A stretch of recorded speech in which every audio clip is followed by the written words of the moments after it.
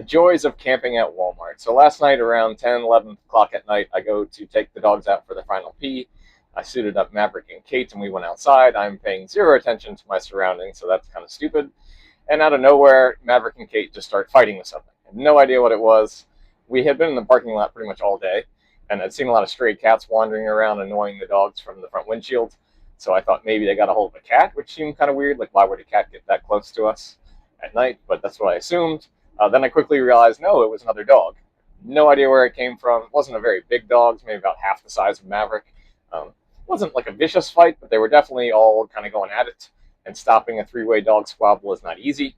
I tried yanking Maverick and Kate back towards the RV. They both ended up falling on the ground, and then of course the little dog jumped on top of Maverick, so that wasn't going to work. I'm not going to compromise my dog's ability to defend themselves for the sake of some other dog, even though I don't want it getting hurt.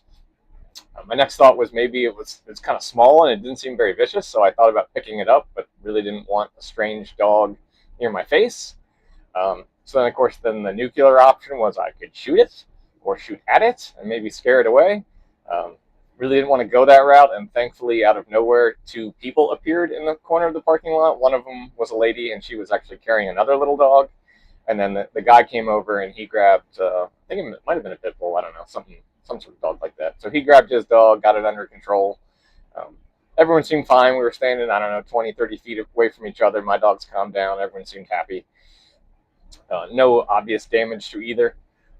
So they just kind of walked off to the corner of the parking lot and disappeared. Like, I have no idea where they came from. Maybe Walmart closed and they were there.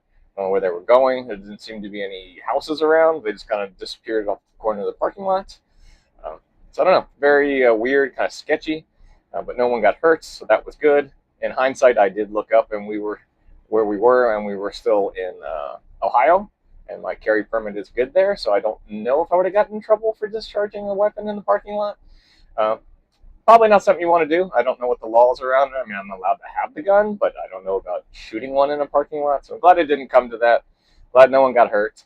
This morning, when the dogs were eating, I did find a few drops of fresh blood on the ground, so I checked all the dogs. Turned out it was coming from Maverick. He's got a little puncture wound on his, like, the inside of his back leg that was barely bleeding. I don't really think it was from the squabble last night. It seems odd that he could get hurt and not bleed all night and then start bleeding in the morning. So I'm thinking maybe Hera nipped him this morning. When they play, she usually bites his back legs.